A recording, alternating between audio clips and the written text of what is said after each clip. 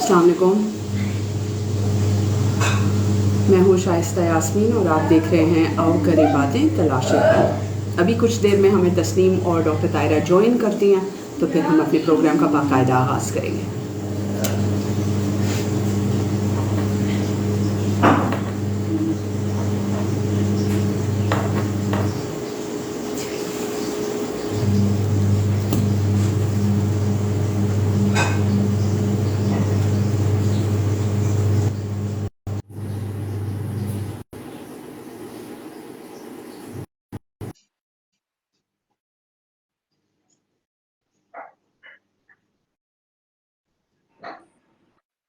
अस्सलाम वालेकुम तस्नीम। वालेकुम सलाम। आज तो देखें फिर एक मौजज़ा हो गया कि मैंने पहले ज्वाइन किया। तायरा को ले लें जी बस उनकी मुझे रिक्वेस्ट आती है तो फिर मैं उन्हें ऐड कर दूँगी।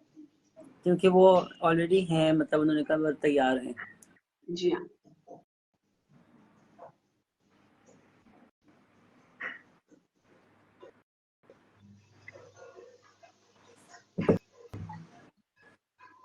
तायरा सबसे पहले हमारा लिंक शेयर करती है अपनी फेसबुक पेज पे और उसके बाद फिर वो कैसी हैं आप, क्या कर रही हैं?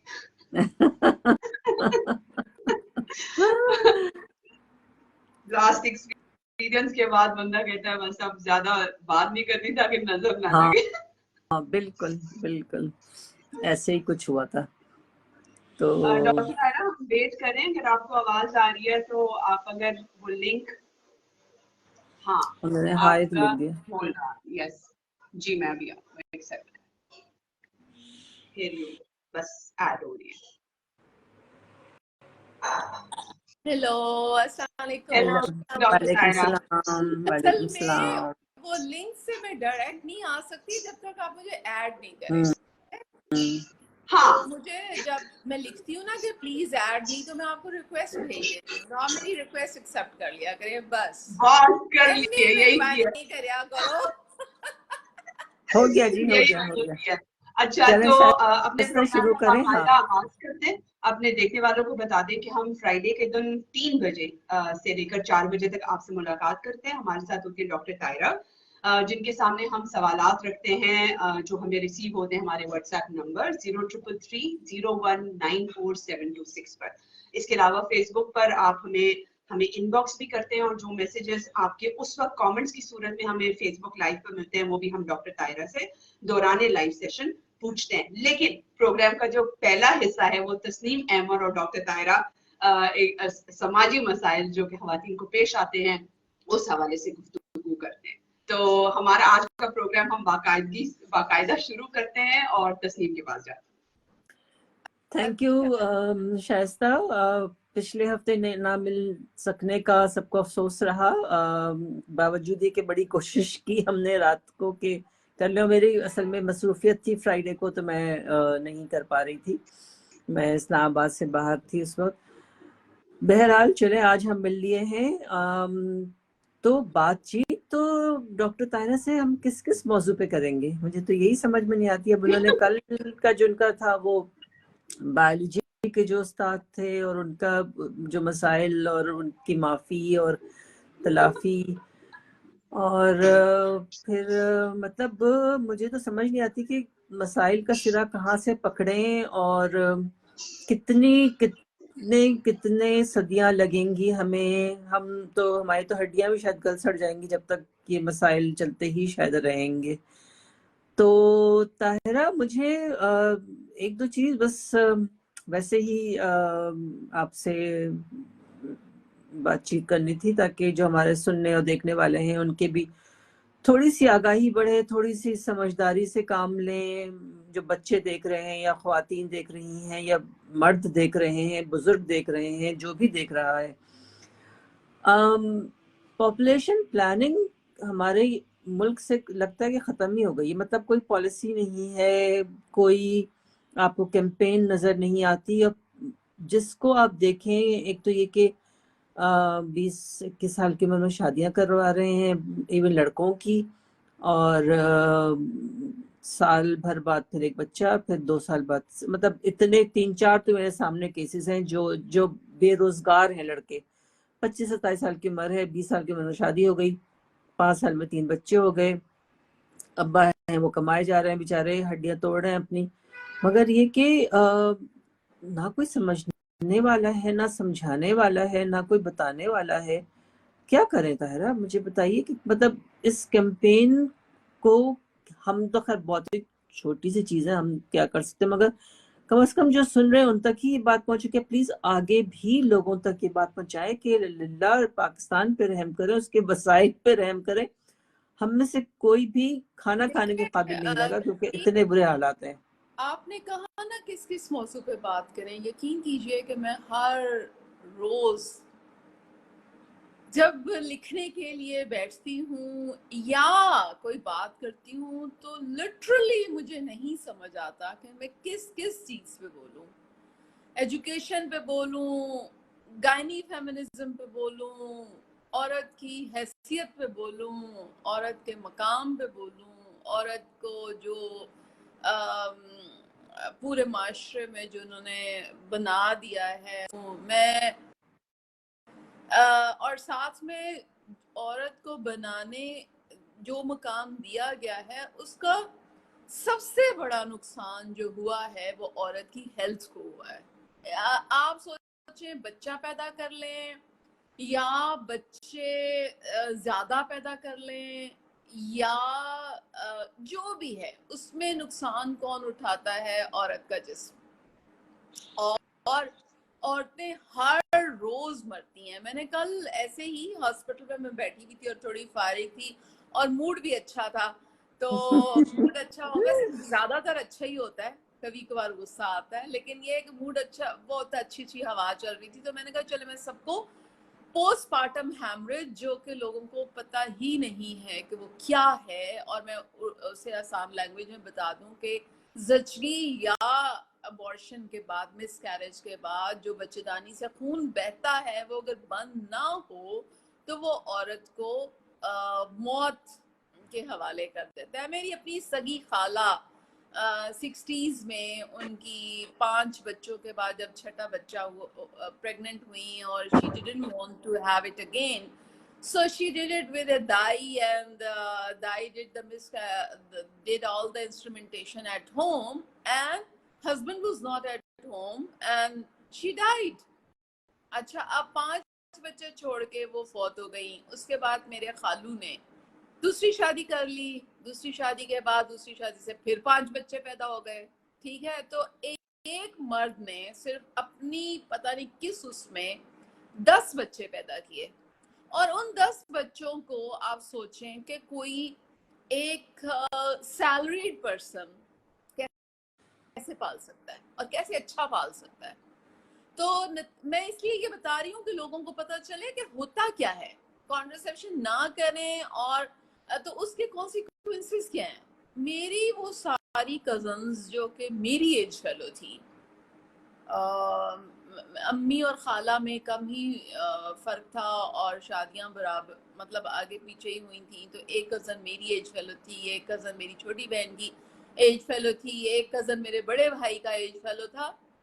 हम जो सारे के सारे अच्छी स्कूलिंग कर रहे थे, या हमारे अब्बा का विजन था कि भी इन सबको पढ़ाना लिखाना है, वो एक मर्द 10 बच्चों के साथ कैसे करता। और उसके बाद क्या हुआ कि मैं जब एफएससी कर रही थी तो मेरी कजन की शादी हो रही थी, क्योंकि उनके नजदीक हल ये था कि जो भी लड़की शादी के काबिल होती है उसको जल्दी जल्दी शादी करके अपने सर से उतारा जाए। और मैं एफएससी के बाद डॉक्टर बनने चली गई, और मेरी कजन जो कि एक ही बंदे की ग्रैंड डॉटर थी, वो बच्चे पैदा करना शुरू हो गई, और उसने एक ही गो में, मतलब एक गो में तो नहीं लेकिन विद इन मेरे मेडिकल कॉलेज के टेन्योर के अंदर अंदर आई थिंक 5 या 6 बच्चे पैदा कर लिए। और उसके बाद वो विडो हो गई, और विडो 6 बच्चों के साथ अब वो क्या करे, उसकी तालीम तो खाली मैट्रिक है। और अब्बा जान जो हैं वो तो अपने 10 बच्चे जो हैं वो बड़ी मुश्किल से उनको करके और वो लोगों की शादियां कर रहे हैं बच्चियों की। तो आप सोचें कि ये मेरा फर्स्ट हैंड एक्सपीरियंस है कि मेरी ही सगी खाला की बेटी 6 बच्चों के साथ विडो होके मैट्रिक तालीम के साथ उसने जिंदगी कैसे गुजारी होगी, जबकि अब्बा जान भी सैलरीड पर्सन थे और अब्बा जान के 10 बच्चे पहले से ही थे। बिल्कुल बिल्कुल सही कह रहे हो। This is बिल्कुल just one why I shared it because it gives you the real scenario, एक असली कहानी जो आपको बताती है कि ग्राउंड फैक्ट क्या है। जब आप कॉन्ट्रासेप्शन के खिलाफ बातें करते हैं, जब आप कहते हैं कि रिस्क जो है वो ऊपर से आना है, बजा रिस्क ऊपर से आना है, लेकिन फिर रिस्क का मतलब खाली 2 टुकड़े रोटी नहीं है। 2 टुकड़े रोटी हर किसी को मिल जाएगी, बजा कीड़े को भी मिल जाएगी, लेकिन रिस्क का मतलब एजुकेशन भी है, रिस्क का मतलब अच्छी लिविंग भी है। तो क्या हम इतने सारे बच्चे पैदा करके विदाउट कॉन्ट्रासेप्शन, विदाउट थिंकिंग के हम किसको दुनिया में ला रहे हैं, और जिसको ला रहे हैं ये उसके साथ जुल्म है। आप सोचिए कि ये सारे बच्चे जो पैदा होते हैं, I think that they should accuse their parents. Why you brought us into this world when you didn't have the resources? Sorry to मतलब मैं बेकाबू होके कभी अंग्रेजी और कभी उसमें उतर आती हूँ, लेकिन बच्चों को अपने वालिदैन को कसूरवार ठहराना है। ये नहीं कि अल्लाह की मर्जी, अल्लाह की मर्जी तो है, लेकिन अल्लाह ने, मैंने पिछले प्रोग्राम में भी कहा था कि एक औरत के अंदर 2 लाख अंडे हैं और मर्द के अंदर मिलियन स्पर्म्स हैं। तो अब क्या आप 2 लाख बच्चे पैदा करेंगे? आप जब तक सेक्स नहीं करते और अनप्रोटेक्टेड सेक्स करते हैं तो उसका एक ऑटोमेटिकली उसका रिजल्ट है कि एक बच्चा उससे बनता है, और जब वो बच्चा बनता है तो वो औरत की बॉडी पे पूरा टैक्स है। टैक्स इस तरह है कि वो औरत के जिस्म से बनता है, उसकी हड्डियों से बनता है, उसके खून से बनता है, उसके दिमाग के सारे हार्मोन्स उसमें इन्वॉल्व होते हैं, और फिर जो ज़चगी है वो एक मौत और जिंदगी के दरमियान का रास्ता है। पोस्टमार्टम हेमरेज यानी ज़चगी के बाद का खून ना रुकना। ताज महल वाली मुमताज महल उसमें मरी थी। बेतहाशा औरतें पिछले जमानों में मरती थी, हमारे पास डॉक्यूमेंटेशन नहीं है क्योंकि हिस्टोरियंस को दिलचस्पी नहीं थी औरतों के मरने से। तो इसलिए आज भी मैटरनल मोर्टेलिटी रेट दुनिया में पाकिस्तान और अफगानिस्तान टॉप पे हैं दुनिया में, इसलिए कि दोनों औरत को कोई हैसियत नहीं देते। उनके नजदीक औरत की मौत बस जी अल्लाह दी मर्जी होती है। बिल्कुल सही कहा आपने ताहिरा, कि औरत को इंसान ना समझना और उसको एक बतौर एक आप कह लें कि मशीन के लेना कि जी इसका काम है कि वो बच्चे पैदा करे, बच्चे पाले, घर संभाले और इसी में ज़िंदगी गुजार दे, उसकी अपनी कोई ज़िंदगी हो ही ना, उसकी अपनी कोई ख्वाहिशात ना हो, उसके अपने कोई अरमान ना हो, उसके अपने कोई एम्बिशंस ही ना हो कभी भी। और तस्नीम सॉरी आपको काट रही हूँ, बच्चे अच्छे कैसे पालेगी? जी वो बिल्कुल औरत जो खुद डिससेटिस्फाइड है, वो औरत जो खुद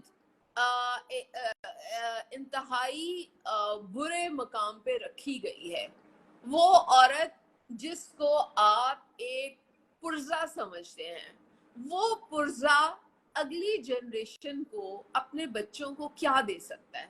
वो कुछ नहीं दे सकता। वो अपने अंदर जो उसके अंदर जो सारी एंजाइटी है depression and feeling of like कुछ कमतरी का एहसास। आपके बच्चे कमतरी के एहसास के साथ पैदा होंगे, एंजाइटी और डिप्रेशन के साथ पैदा होंगे और उसी के साथ बड़े होंगे। याद रखिए, बच्चे वही आला मकाम पे पहुंचेंगे जिनकी माँ जबरदस्त होगी, जिनकी माँ को इज्जत मिलेगी, जिसकी माँ को ये एहसास होगा yes I am the useful person of society, मैं इस माशरे में मेरा मकाम बीवी और माँ के अलावा भी कुछ है। ये जो एक पावर है ना, आप यकीन कीजिए, मैं इसको, यानी मुझे गलत ना समझिएगा, लेकिन मैं जब कभी गाड़ी चला रही होती हूँ या मैं जब कभी शॉपिंग करने जाती हूँ और कुछ भी होता है और मैं एक कार्ड निकाल के उस कार्ड को यूज करती हूँ और गाड़ी चलाती हूँ, तो दैट फीलिंग, ये मेरा कार्ड है, ये मेरी एम्पावरमेंट की फीलिंग है ना, फाइनेंशियली एम्पावर्ड होने की जो फीलिंग है, एम्पावर्ड होने से जो स्ट्रॉन्ग इंडिपेंडेंट स्ट्रेंथ आती है, दैट दुनिया आपके दरवाजे पे है। आप दुनिया की यही तो हम मार खा जाते हैं ना डॉक्टर तायरा, कि हम बच्चियों को तालीम नहीं दे पाते, उनको फाइनेंशियली इंडिपेंडेंट नहीं कर पाते, उनको स्किल्स नहीं सिखा पाते। बस जो हमारे दिमाग पे सवार है, जो हमारा मीडिया भी, स्पेशली एंटरटेनमेंट मीडिया भी, जिसके पीछे लट लेके पड़ा हुआ होता है, मतलब ड्रामे हैं, तो उसमें भी लड़कियां जो है वो अपने किसी कजन के लिए तावली हुई जा रही हैं, मरी जा रही हैं। अरे भाई, दुनिया में और भी चीजें हैं मरने के, अगर इतना ही शौक है मरने का तो किसी अच्छे कॉज के लिए मरो। ये फजूल की जो इश्क तुम्हारे सर पे सवार है अपने किसी कजन का, जिसका तुम में कोई खास इंटरेस्ट नहीं है। और मैं मतलब एक ड्रामे की मिसाल दे रही हूँ जिसमें वो लड़की जिस तरह से रो रही थी, मुझे तो मेरा दिल चाहता अगर मैं उसकी माँ होती तो मैं दो कस के तमाचे लगाती कि इतने फजूल इंसान के लिए आपको रोने की जरूरत नहीं है। बच्ची के ज़हन में ये डालते नहीं कि आप कि दुनिया शादी के अलावा और आपकी अपनी कोई सेल्फ रिस्पेक्ट है, इंटीग्रिटी है, कोई वकार है, कोई खुददारी है। अगर किसी को आप पसंद नहीं और आप उसके लिए इतनी बेकरार हैं, तो ऐसी शादी का अंजाम क्या होना है? अगर आप जिद से कर भी लेंगी तो फायदा क्या होना है?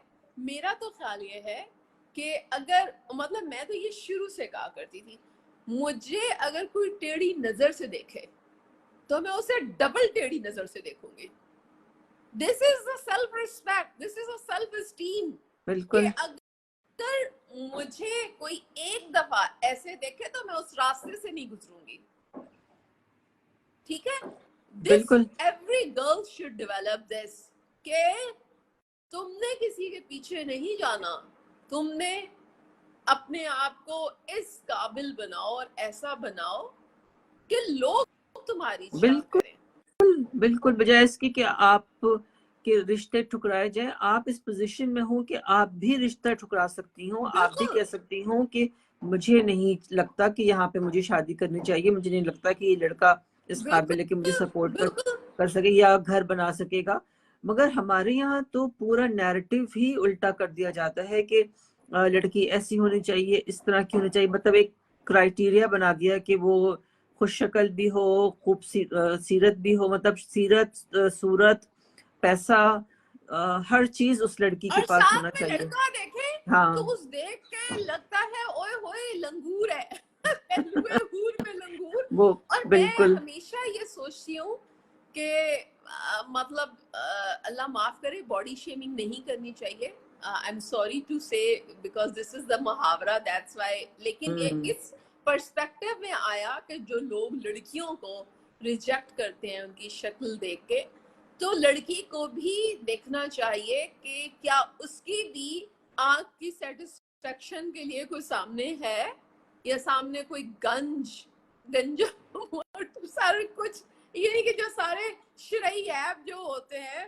वो है, या खाली चॉइस का हक लड़के को दे दिया गया है, बिकॉज नैरेटिव जो आप कह रही थी ना वो बिल्कुल यही है कि वो एक तरफ है कि लड़कियां आर फॉर सेल एंड लड़के आर चूजर्स। बिल्कुल।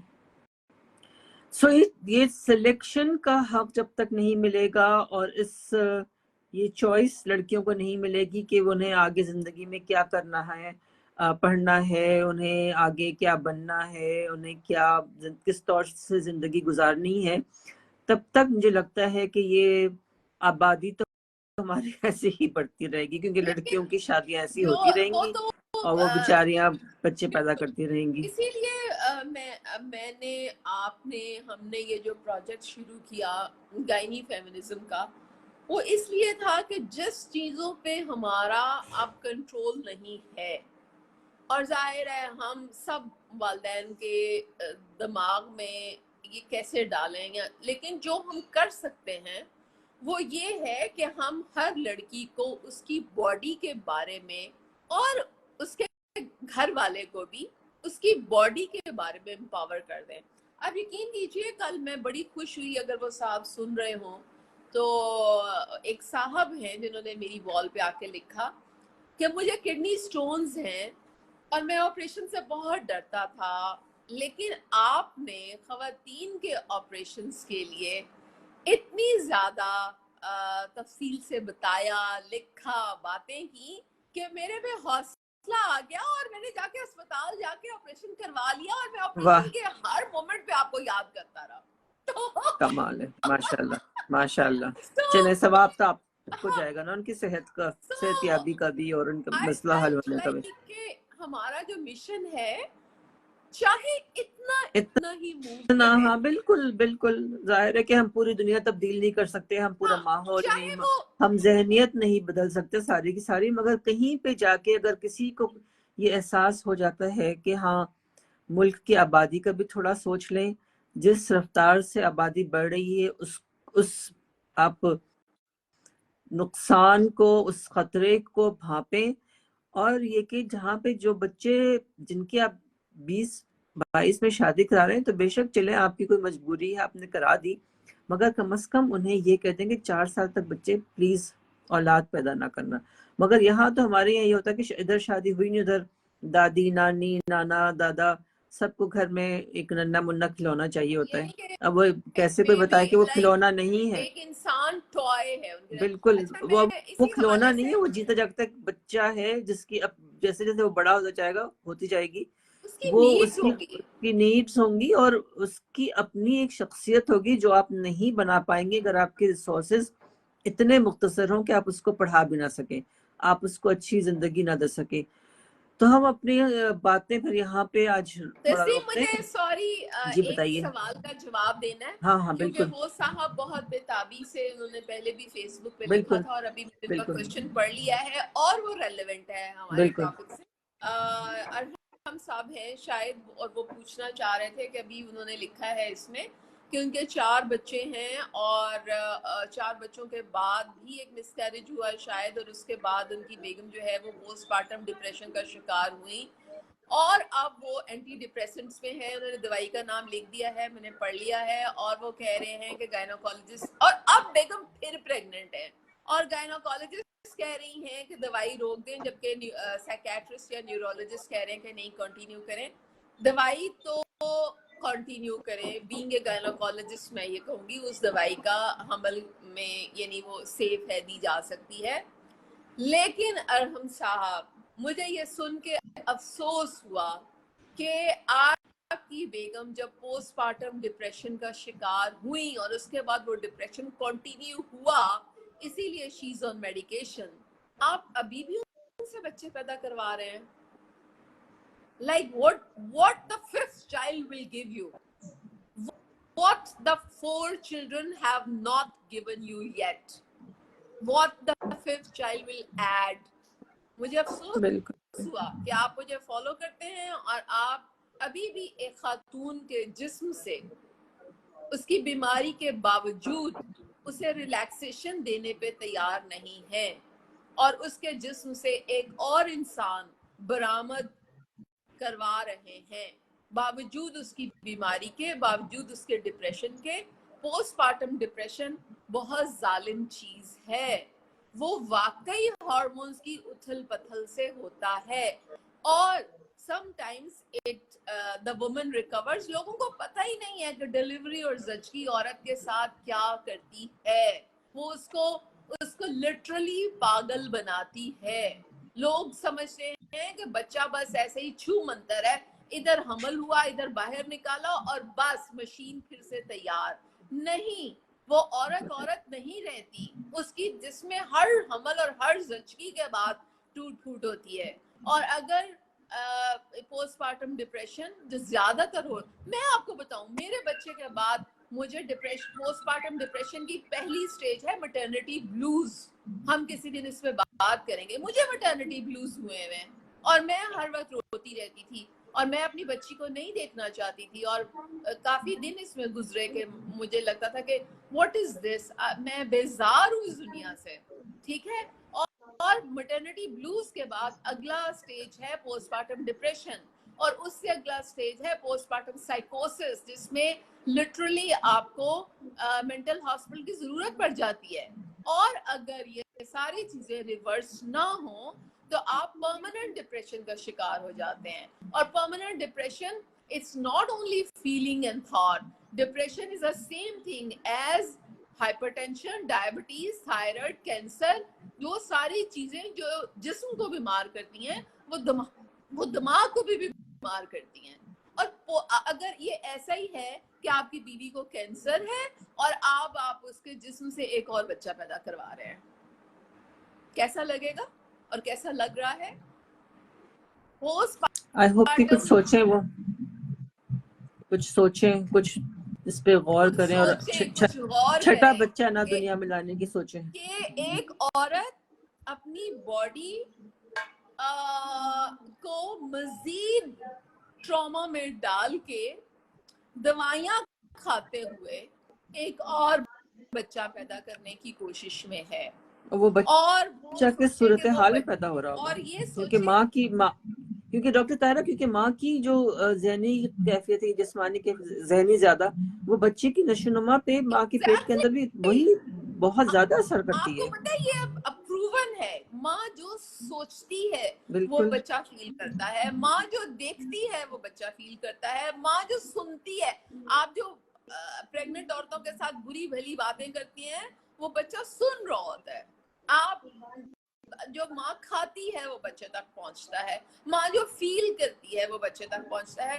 तो आप ये, और माँ जो दवाइयाँ खाती है वो बच्चे तक पहुंचती हैं। बेशक वो सेफ हैं, लेकिन एक इंसान जो बनने के मराहिल में है और जिसकी माँ बीमार है, वो बच्चा कैसा होगा? बिल्कुल। और बजाय ये, और पोस्टपार्टम डिप्रेशन की औरत बच्चे पालेगी कैसे? बजाय ये कि आप अपने बीवी को सपोर्ट ज्यादा कर दें कि उसको डबल, यानी उसको जो सपोर्ट आप घर में नॉर्मली तो हस्बैंड सपोर्ट करते ही नहीं है। वो समझते हैं हम बाहर की नौकरी करके आ गए तो हमने रिस्क कमा लिया और हमने वहां दफ्तर में बहुत हम थक थका के आए, तो घर के कामों और बच्चों के लिए हमें कतई जरूरत नहीं है कि हम बीवी को सपोर्ट दें, क्योंकि ये तो मुश्किल नहीं है। तो आप एक दिन ये रोल चेंज करके देखें। वो सारे काम जो औरत करती है बिल्कुल सुबह से लेकर रात तक, बिल्कुल वो चेंज करके देखें। मेरा ख्याल है काफी बकबक हो गई है और लोग सवालात के जवाबात के इंतजार में होंगे। और ताहिरा ने अपना बिस्किट जो है वो आधा खाया है इसके साथ जिससे मुझे बड़ा रश्क आता है, क्योंकि मुझसे तो आधा बिस्किट नहीं खाया जाता। मैं तो कम से कम भी खाया है। अच्छा, बादाम। अच्छा, हाँ, अब तो मौसम आ गया ना, बस इन चीजों का। मैं भी खाती हूँ। मुझे अखरोट खाने का इतना चस्का है, अखरोट के इलाकों वाले सुन लें अगर किसी ने मुझे ताजे अखरोट भेजने हैं तो मुझे अखरोट खाने का बहुत चस्का है। और हमारे शौहर के कि ये तो आप इतनी जो है ना वो बकबक ही इसीलिए करती हैं कि आप अखरोट खाती हैं। चलें शाइस्ता, रैपिड फायर शुरू करें और लोगों के सवालात के जवाब देते हैं। जरूर। कुछ कमेंट्स हमें फेसबुक लाइव पे रिसीव हो रहे हैं। हमें रफिया अरशद कह रही है कि डिप्रेशन जो है कोई सीरियस मेंटल इलनेस है और चूंकि वो लोगों को नजर नहीं आती इसलिए लोग इसको खातिर में नहीं लाते। हुरिया चौधरी है, वो कह रही है कि सेम स्टोरी हमारी फैमिली में भी हुई। 3 बेटे और 2 बेटियां थी। मिनिमम 1 साल का गैप था मुश्किल से इन बच्चों के दरमियान और यूट्रस बहुत बुरी तरह सारी चीज में खराब हुई। तो वो ये भी यही चीज कह रहे हैं कि वो भी बहुत ज्यादा एंटी डिप्रेशन का शिकार थी। सवालात जो हमें रिसीव हुए हैं डॉक्टर तायरा, वो मैं आपसे कर लेती हूँ। अरहम का सवाल तो अभी आपने खुद शामिल कर लिया इसके अंदर।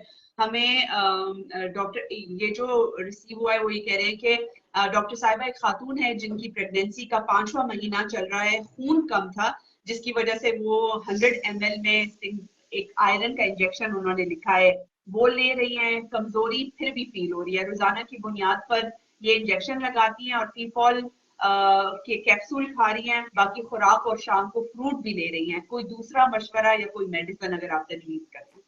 खून की कमी का तो यही हल है कि इंजेक्टेबल आयरन जो होता है वो लगवाएं, फीफोल की बजाय फेरस की गोलियां खाएं, जो फिरोज के नाम से शायद मिलती होंगी, लेकिन फेरस उसका फार्माकोलॉजिकल नेम है।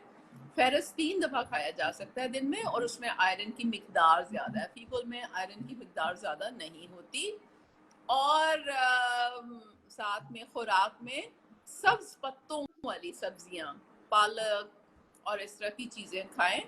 फ्रूट में कोई सेब वगैरह ले सकती हैं, लेकिन मैं हमेशा फ्रूट्स की निस्बत ज्यादा तरजीह जो है वो सब्जियों को देती हूँ। लेकिन injectable iron and oral iron बिल्कुल ठीक है।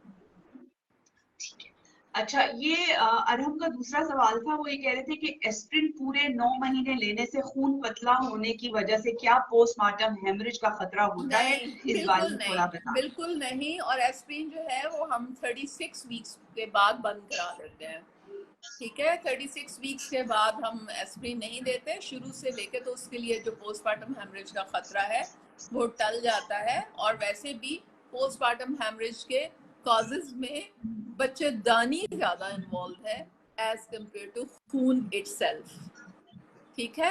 और बल्कि मैंने तस्नीम खून के अतिये के बारे में भी बात करनी है, बिल्कुल। क्योंकि वो पोस्टमार्टम हेमरेज जो है वो बहुत रिलेटेड है। हमारे यहाँ 25 करोड़ आवाम है और खून किसी को नहीं मिलता, इसलिए कि लोग डोनेट नहीं करते। और इतना ज्यादा, यानी आप लोग जो सवाब के लिए पता नहीं क्या क्या कुछ करते फिरते हैं, आप अपना खून देख के जो सवाब है वो कमा नहीं सकते, क्योंकि इससे देना है, अपने जिस्म की कोई चीज देना। और खून ऐसा है कि जो वो बन जाता है विद इन 3 मंथ्स दोबारा बन जाता है। मैंने और डॉक्टर तायरा, इस चीज का सबसे ज्यादा एहसास मुझे पर्सनली उस वक्त हुआ जब मेरी वालदा को डेंगू हुआ और वो हॉस्पिटलाइज हुई, उनके प्लेटलेट्स बिल्कुल डाउन थे और हमें जाहिर है कि वो खास, आपको पता है कि वो तरह का जो खून होता है वो चाहिए होता है। आप यकीन करें कि हजारों लोगों से कांटेक्ट किया गया हो, तो उसमें से शायद 10 लोग राजी होते थे कि हम दे देंगे। हट्टे कट्टे जवान लोग खून नहीं दे सकते। उनके अपने रिश्तेदार जब हॉस्पिटल में होते हैं, एक्सीडेंट हो जाए कुछ है, उसमें भी वो सब भाग जाते हैं। शौहर नहीं देते। आपको पता है बीवी अंदर मर रही होती है और आप जब बाहर आके कहें कि जी ब्लड का जल्दी से इंतजाम कर दें, तो जवाब होता है तुसी साढ़े को पैसे ले लो तो खून आप ही ला लो। तो मेरा एक फिर बड़ा पेट जुमला था, नलके में खून आता है जड़ा साढ़े को पैसे लेके मैं नलके से खून निकाल लूं। आप यकीन करें कि बहुत सारे मौके पे डॉक्टर्स खुद खून देती हैं। मैंने खून दिया हुआ है, एक दफा मैंने अपने हस्बैंड से खून दिलाया हुआ है, क्योंकि उनका AB पॉजिटिव है, तो AB पॉजिटिव थोड़ा रेयर ब्लड है, ठीक है। तो नहीं मिल रहा था तो मैंने अपने हस्बैंड से कहा और उन्होंने आराम से दे दिया। 3 महीने के अंदर खून दोबारा बन जाता है। और उस वक्त भी अगर आप दें तो आपको पता है कि एक बॉटल में हम 350 मिल्स ब्लड लेते हैं, और 350 मिल्स का मतलब ये है कि एक पाव से थोड़ा सा ज्यादा, ठीक है, 350 मिल्स होता है, वो बीच में थोड़ा सा एंटी कोएगुलेंट होता है, एक दवाई डालते हैं ताकि वो जमे नहीं। तो 350 मिल्स और मर्दों की बॉडी में 6 लीटर के करीब ब्लड होता है, 6 से 6.5 लीटर के करीब। 6 से 6.5 लीटर में होने के बावजूद 350 मिल्स, तो मैं कहती हूँ कि क्या कहते हैं, ऊंट के मुंह में जीरा। और फिर सबसे बड़ी बात यह है कि आप देना सीखें, और अगर कोई बंदा जिंदगी और मौत की कश्मकश में है तो उसका हाथ पकड़ना सीखें। और दूसरी बात यह है कि आप भी कभी उस स्टेज पे खड़े हो सकते हैं जहां आपको या आपके घर वालों को खून की जरूरत हो। बिल्कुल बिल्कुल सही अगर आप कह रही हैं। देंगे नहीं तो आपको मिलेगा भी नहीं। ठीक है जी तो बिल्कुल। हमने वो जवाब दे दिया लोप्रिन वाला। अब अगला सवाल शायद जी मैं करती हूँ। एक ये सवाल कह रहे हैं कि क्या प्रेगनेंसी सेफ है? इन्होंने लूपस नेफ्राइटिस का लिखा है कि क्या इसमें प्रेगनेंसी करनी चाहिए या नहीं करनी चाहिए? तो क्या चीज आप दोबारा बताइएगा। ये इस pregnancy safe in lupus nephritis? माशाल्लाह अरहम साहब ने लिखा है कि जी सोशल प्रेशर था, 3 बेटियां हैं 1 बेटा, तो प्रेशर था कि 1 बेटा होना चाहिए। बायदा पे अरहम साहब मर्द पे कैसा प्रेशर, और वो मर्द ही क्या हुआ जो प्रेशर ले ले। और दूसरी बात, आपके पास क्या गारंटी है कि दूसरा बेटा होगा, और दूसरा बेटा हो के भी आपके सर पे कौन सा ताज लग जाएगा। Sorry to be so rude with you, but like whenever I hear this type of the talk I get really angry. मेरा एक बेटा है और मुझे मेरी सारी तो एक दुनिया ही ने बेटी है। कहा जी, मेरी तो एक ही बेटी है। और मेरी 2 बेटियों के बाद जब यानी कि मैं तो उस पर भी राजी नहीं थी तीसरा बच्चा के लिए, लेकिन तीसरा बच्चा चले जब मैंने कर लिया और बेटा हो गया, और उसके बाद मुझे सारी दुनिया ने कहा कि अब जोड़ी रुलाओ। तो मेरा तो बीइंग ए औरत, मेरा हर किसी को जवाब होता था कि जिसको जोड़ी रुलानी है ना वो अपनी रुला ले। ठीक है, और मेरे हस्बैंड की ख्वाहिश थी कि एक और हो जाए। सोशल प्रेशर किस चीज का नाम है? अगर एक औरत सोशल प्रेशर को विथस्टैंड कर सकती है और कह सकती है नहीं ये मेरी बॉडी है, मैं इस बॉडी पे मजीद प्रेशर नहीं डाल सकती, तो आपका तो एक बेटा है, तो कौन सा सोशल प्रेशर? क्या आपकी अम्मा आपके पीछे थी कि एक बेटा और लाओ? और इसका मतलब ये है कि you all people are very insensitive about your wife's disease, wife's condition. यानी इसका मतलब ये है कि इनसेंसिटिविटी की इंतहा है कि एक बंदा बीमार पड़ा हुआ है तो उसके अंदर से एक बच्चा निकालना है। बिल्कुल, that's true। जी शाइस्ता, अगला सवाल।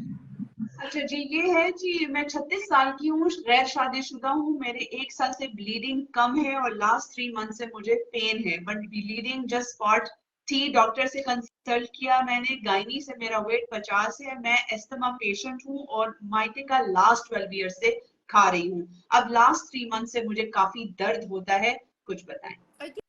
तो मैंने इनकी हीमोग्लोबिन रिपोर्ट देखी थी, क्योंकि इन्होंने रिपोर्ट्स भी भेजी थी, इनका हीमोग्लोबिन काफी कम था 8.2।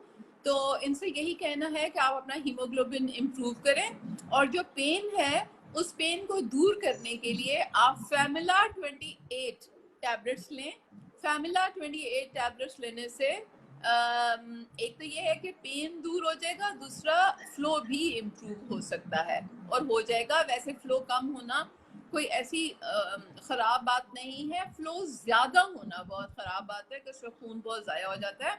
तो फैमिला 28 का कोर्स आप 3 से 6 माह के लिए कर लें और अपना आयरन इम्प्रूव करें, हीमोग्लोबिन इम्प्रूव करें। ये एक सवाल है, वो ये कह रही है कि मैं शादीशुदा हूँ, 11 साल से कोई बच्चा नहीं है, 11 मिसकैरेजेस हो चुके हैं। अब मैं एक बहुत बड़ा मसला फेस कर रही हूँ, मेरे हस्बैंड दूसरी शादी करना। जी सॉरी, मुझे इन्होंने ये सवाल भेजा था। 11 मिसकैरेजेस हो चुके हैं, मुझे नहीं पता इन्होंने थ्रोम्बोफिलियाज और एंटीफॉस्फोलिपिड एंटीबॉडीज के टेस्ट कराए हैं कि नहीं, लेकिन बहरहाल अगर नहीं भी कराए, क्योंकि 11 मिसकैरेजेस के बाद अगर वो टेस्ट नेगेटिव भी हो तब भी इसका इलाज ये है कि आप लोप्रिन जो है, जो लो डोज एस्प्रिन कहलाती है, लोप्रिन की गोली हमल से पहले से शुरू करें। यानी अगर आप सोच रहे हैं कि इस महीने में हमारा इरादा है कि हमल शुरू हो और आप अनप्रोटेक्टेड सेक्स कर रहे हैं, तो आप उससे पहले से लोप्रिन की गोली शुरू करें और उसके बाद जो जिस तारीख पे आपके पीरियड्स आने हों उससे बेशक एक आध दिन पहले ही प्रेगनेंसी टेस्ट चेक कर लें। बीटा एचसीजी करवाया जा सकता है लैब से, उसमें पता चल जाता है कि प्रेगनेंसी है कि नहीं। और उसी दिन से इंजेक्शन क्लैक्सिन, ये मैं इसलिए बता रही हूँ, normally I don't tell the prescription, लेकिन ये इसलिए कि इनके 11 मिसकैरेजेस हैं और ये काफ़ी प्रॉब्लम का शिकार हैं।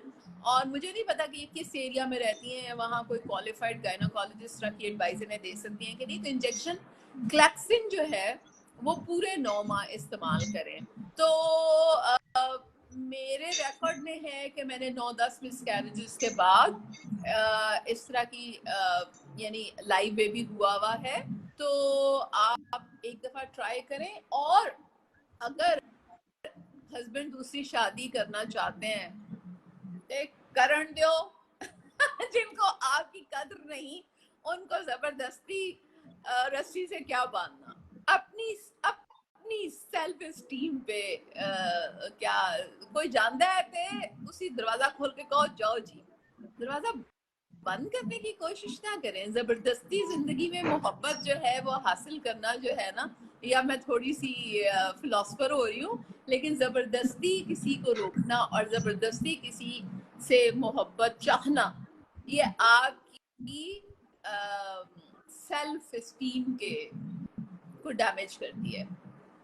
ठीक है, तो बहरहाल ये इलाज हो सकता है। अभी एक क्वेश्चन इसमें आया हुआ है, क्या प्रेगनेंसी ल्यूपस नेफ्राइटिस में सेफ है? मुझे अपने सामईन, कारीन, नाजरीन से गिला है कि वो जो कुछ मैं लिखती हूँ वो पढ़ते नहीं हैं। मैं ल्यूपस नेफ्राइटिस पे अपनी एक पेशेंट का हाल लिख चुकी हूँ, वो ब्लॉग बकायदा शाया हुआ था जिसमें वो ल्यूपस नेफ्राइटिस के साथ थी और डिलीवरी के बाद उन्हें डायलिसिस की ज़रूरत पड़ी और फिर किडनी रिजर्व इतना कम था कि डेथ हो गई और वो बड़ी यंग लड़की थी।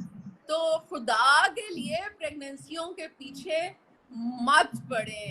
अगर कोई बंदा जो है वो इतना शदीद किसी बीमारी का शिकार है, आप एक बच्चा मजीद दुनिया में ला के कतई कोई बेहतर काम यानी आपके क्रेडिट पे नहीं आएगा। आप जो है जैसा है उसको उसी बेस पे एक्सेप्ट करना सीखें। जी शाइस्ता। अच्छा, ये सना खुर्शीद है, वो कह रही है मैं लैक्टेटिंग मदर हूँ, मुझे 2 महीने से पीरियड्स नहीं हुए। लास्ट टाइम 20 अगस्त को जस्ट स्पॉटिंग हुई थी, एब्डोमेन में हल्का पेन भी है। कोई बात नहीं, लैक्टेशन के दौरान जो है वो पीरियड्स इरेगुलर होते हैं, लेकिन आप ये ख्याल कर लें कि बाज़ दफ़ा लैक्टेशन के दौरान अगर पीरियड्स ना आए तो प्रेगनेंसी तब भी हो सकती है। So check your pregnancy test. और लैक्टेशन के दरमियान भी आपको जो कॉन्ट्रासेप्शन है वो ज़रूर करनी चाहिए। जी अच्छा, ये एक और सवाल है, मैं इनका नाम नहीं लूंगी। ये कह रही हैं कि कुछ अरसे पहले मेरा सी सेक्शन हुआ, अब बहुत ज्यादा दर्द है, प्लीज मुझे बता दें कि मैं क्या करूं। ये तो ये कि सी सेक्शन की पेन इतनी ज़्यादा देर नहीं रहती। मेरे अपने 2 सी सेक्शंस हुए हैं और मुझे पता है कि 1 हफ्ते के बाद मैं हट्टी कट्टी चल रही थी और सारे काम कर रही थी और अभी भी सारे काम खुद ही करती हूँ। मेरी हालांकि हिस्टेक्टमी भी हुई है। मैं ये भी बता दूँ क्योंकि लोग हिस्टेक्टमी के मतलब बहुत क्वेश्चंस करते हैं। द सेम प्लीज इस पे भी एक प्रोग्राम करना है तो आइंदा इसी पे कर लेंगे ना इंशाल्लाह अगले हफ्ते। तो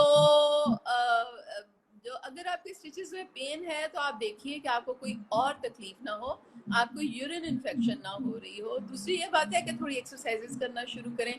ऐसा तो नहीं है कि पेट लटक चुका हो और उस वजह से आपको पेन हो रही हो, तो हेल्दी डाइट खाएं, एक्सरसाइजेस करें, पेट कम करें और यूरिन चेक करवा लें और पेन किलर खा लें। अच्छा डॉक्टर तायरा, मियां मंजूर अब्बास हैं, ऑब्वियसली मैं मर्दों का नाम इसलिए ले रही हूँ कि ताकि आपको थोड़ा सा ध्यान में रखे कि इन्होंने भेजा। ये आपसे पूछ रहे हैं कि उन्होंने अपनी वालदा का ऑपरेशन करवाना है, उनके ब्लैडर प्रोलैप्स कर गया है, तो अगर आप अपनी डिटेल्स दे दें अपॉइंटमेंट चेक। मेरा ख्याल है कि देखें, लोग नहीं पढ़ते ना, मैं कह कह के थक गई हूँ, बता बता के कि मैं पाकिस्तान में नहीं हूँ। मेरी तरफ से माजरत। आप ऐसा कीजिए, अपने इलाके की किसी नोन गायनाकोलॉजिस्ट या सरकारी अस्पताल में अगर कोई अच्छी गायनाकोलॉजिस्ट हैं तो आप उनसे ऑपरेशन करवा लें। और अब तो मुझे लगता है कि मुझे ऑनलाइन ऑपरेशन करने शुरू कर देने चाहिए। नहीं, आपको पाकिस्तान वापस आ जाना चाहिए, ये लगता है। नहीं तस्नीम, मेरा ख्याल ये है कि ये मैं ज्यादा बड़ी खिदमत कर रही हूँ, क्योंकि आप जो है ना वो क्लिनिकल काम करके फिर इतना मसरूफ होंगे कि जो मैसेज को आप डील करते हैं ना बात करने से, वो नहीं भी हो सकेगी, वो भी रुक जाएगी। जी। अच्छा, ये एक और सवाल है, वो कह रही है 42 साल की उनकी उम्र है, वो कह रही है मेरे पीरियड स्टॉप हो गए हैं, प्लीज मुझे कुछ सजेस्ट करें। प्रीमेच्योर मेनोपॉज हो सकता है। मैंने पहले भी एक प्रोग्राम में बताया था। प्रोग्राम से मैं ये बताऊं कि हम प्रोग्राम से बहुत सारे बातें बताते हैं। आप लोग प्लीज हमारे पुराने प्रोग्राम्स देखें, उनमें बहुत सारे, लेकिन आपको 2-3 हार्मोन्स कराने की जरूरत है, FSH और LH, ये 2 हार्मोन्स करवा लें। अगर ये दोनों हार्मोन्स हाई हैं तो इसका मतलब ये है कि आपको मेनोपॉज शुरू हो गया है। और अगर हाई नहीं है तो फिर हम कोई और कॉज ढूंढने की कोशिश करेंगे। हो सकता है आपका वजन ज्यादा हो गया हो। और अगर प्रीमेच्योर मेनोपॉज है तो फिर आपको बहुत सी चीजें और कराने की जरूरत है, जिसमें अपनी बोन्स का आपको ख्याल रखना है। उफ अल्लाह, बोन्स पे भी प्रोग्राम करना है तस्नीम। और ये ब्रेस्ट का महीना था, ब्रेस्ट पे भी बात करनी थी, ठीक है, क्योंकि ब्रेस्ट का भी सवाल आया हुआ है। हाँ, ब्रेस्ट का भी सवाल अभी मैं आपसे यही करने वाली थी। वो अच्छा खासा उन्होंने बड़ा सवाल किया है, अगर आप कहें तो मैं शामिल कर। मैं खुद ही बता देती हूँ कि इन्होंने एक सवाल आया था, मैंने क्योंकि देख चुकी हूँ कि जिसमें एक बच्ची है जो 23 या 24 इयर्स की है और उसकी ब्रेस्ट पे कोई दाना या गिल्टी सा थी और उसने किसी प्रॉपर हॉस्पिटल से शर्म के मारे कंसल्ट नहीं किया, किसी करीबी जाती रही क्लिनिक्स वगैरह में। और क्लिनिक्स वगैरह जो टेस्ट करवाते हैं, स्पेशली जो CBC हर किसी का करवा देते हैं और यूरिनरी जो करवा देते हैं, और लोग समझते हैं कि हाँ टेस्ट कराए थे ठीक आए हैं, उसका उनसे कोई ताल्लुक नहीं होता, क्योंकि वो सिर्फ पैसे कमाने के लिए किए जाते हैं। तो वो लोकल क्लिनिक्स वाले उस पर कभी पट्टी करते रहे, कभी कुछ करते रहे। उसके बाद शायद वो किसी हॉस्पिटल गई तो हॉस्पिटल वालों ने बायोप्सी की, क्योंकि इसका सबसे वो होता है कि अल्ट्रासाउंड के बाद नीडल बायोप्सी करते हैं। नीडल बायोप्सी की तो उसमें कैंसर सेल्स आए, और कैंसर सेल्स के बाद भी उन्होंने कुछ नहीं किया, बल्कि उन्होंने कहा कि बायोप्सी के बाद हमारी गिल्टी जो है वो बड़ी होनी शुरू हो गई है। हालांकि वो कैंसर है और था, और अब वो जिन डॉक्टर साहब के पास आई है तो वो कैंसर अब इतना फैल चुका है कि वो जिगर तक पहुंच चुका है और यानी स्टेज 4 बन चुका है। और वो बच्ची इसलिए किसी के पास नहीं गई कि उसे शर्म आती थी। अब इसमें 2 पहलू हैं। एक वो जो हमारा सोशल पहलू है कि हमने ब्रेस्ट को इतना ज्यादा सेक्सुअलाइज किया है। Breast is a sex symbol और पता नहीं कौन कौन सा सिंबल, कि उसको इतना सेक्सुअलाइज किया है कि हर औरत अपने ब्रेस्ट का जिक्र करने से शर्माती है। जोक्स बनाए गए हैं, लिटरेरी फिगर्स ने उसको उसके ऊपर लुक डाउन किस्म की चीजें लिखी हैं। वैसे आप देख लें जो जनरल सोसाइटी का ट्रेंड है कि breast is to talk about the breast is a taboo. और जो आजकल कोई मुझे बता रहा था कि जो फोन पे डायल टोन चलती है कि अपनी छाती का मायना कराएं, उसमें भी लोगों को बहुत एतराज है कि जी छाती का लफ्ज क्यों इस्तेमाल होता है। कि गल सुनो, तुसी ना जनानियां दी छाती जिहड़ी है ना ओ वड्डिया होंदियां ही कटवा दिया करो। Now, like I have to say this to all the men of the society, if that chati is so bad and if that chati is so shameful and you get embarrassed by talking about chati so much, तो ये जो लड़कियां हैं ना, इनके पैदा होते ही या थोड़ा बड़ा होते ही 2 ऑपरेशन जरूर कराया करें। एक तो ये कि उनकी छाती कटवाया करें और दूसरा उनके दिमाग में लोबेक्टमी कराया करें। लोबेक्टमी होता है कि एक दिमाग का जो हिस्सा है, जो फ्रंटल लोब है, हमारे दिमाग के मुख्तलिफ हिस्से हैं। फ्रंटल लोब है, पैराइटल लोब है, ऑक्सीपिटल लोब है। फ्रंटल लोब वो है जो सोचने, समझने, अक्ल और इमोशंस के वो आता है। तो अगर फ्रंटल लोब को आप काट दें तो बंदा बिल्कुल बन जाता है डमी, यानी वो चलता फिरता खाता पीता है लेकिन वो ना सोचता है ना ही कोई और। तो अपने यहाँ की औरतों के 2 ऑपरेशन जरूर कराया करें। एक, आप उसको लोबेक्टमी कराया करें, फ्रंटल लोबेक्टमी, ताकि वो खाती रहे, पीती रहे, चलती रहे, आपके सारे काम करती रहे, बच्चे पैदा करती रहे, वो होते रहेंगे। और दूसरे, छाती कटवाया करें ताकि आपको उससे शर्म ना आए, मेस्टेक्टमी कराया करें, ठीक है। तो तब आपके सारे की सारी जो मेल पॉपुलेशन है ना, वो उनकी शर्म और हया की जो पुतलियां उन्होंने अपने घर में रखी हैं, वो औरत वाकई पुतली बन जाएगी। फिर आप उसके साथ खूब पुतली तमाशा करें। 10 बच्चे पैदा कराएं, 12 कराएं, 15 कराएं, उससे तो ना कुछ कहना है, ना उसे डिप्रेशन होना है, ना उसे एंजाइटी होनी है, ना उसे कुछ और होना है। छाती कट जाएगी ना ब्रेस्ट कैंसर होना है, बिल्कुल ना ब्रेस्ट कैंसर होना है, ना जगह जगह वो जो ब्रेस्ट कैंसर में दुनिया औरत का सबसे बड़ा जो आप सोचें, मैं आपको बताऊं, मेरी सास को ब्रेस्ट कैंसर, सास की बहन को ब्रेस्ट कैंसर और मेरी दोनों नंदों को ब्रेस्ट कैंसर। इमेजिन, घर में 4 औरतें हैं और 4 औरतों को ब्रेस्ट कैंसर, ठीक है।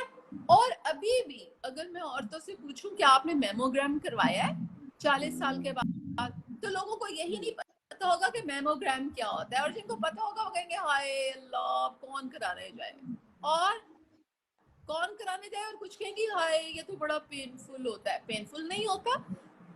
मेमोग्राम का तरीका क्या है कि ब्रेस्ट को 2 प्लेट्स के दरमियान में रख के प्रेस करके आपकी ब्रेस्ट की तस्वीर खींची जाती है, ताकि उसमें अगर कोई भी एबनॉर्मल बात है तो वो उस तस्वीर में आ जाती है, यानी एक्सरे टाइप की चीज है, ठीक है। लेकिन सिर्फ ये है कि चूंकि ब्रेस्ट को आगे पीछे से देखना होता है, तो ब्रेस्ट को 2 प्लेट्स में, मेटालिक प्लेट्स में रख के प्रेस करके, इतना प्रेस कि जितना आप बर्दाश्त कर सकते हैं ऑब्वियसली, और उसके बाद मेमोग्राम कोई नहीं कराता। मेमोग्राम की फैसिलिटीज छोटे शहरों में नहीं है। 11 करोड़ औरतें, यानी चले 12 करोड़ औरतें, 12 करोड़ औरतों के लिए पूछें कि कितने मेमोग्राम मशीन्स हैं पाकिस्तान में, और ब्रेस्ट कैंसर किस कदर कॉमन है।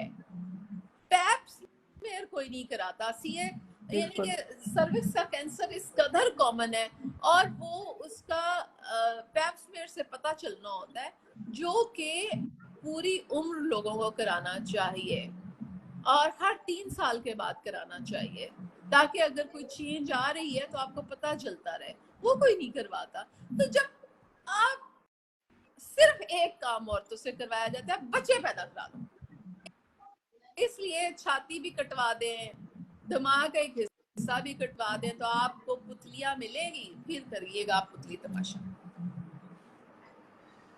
अच्छा डॉक्टर तायरा, कुछ सवाल में फेसबुक लाइव पे मौसूल हो रहे हैं, अगर वो आप आंसर कर दें। एक तो ये कि मेंस्ट्रुअल कप के बारे में पूछ रहे हैं कि वो कितना मेंस्ट्रुअल कप मतलब बिल्कुल सेफ है, बिल्कुल सेफ है। ये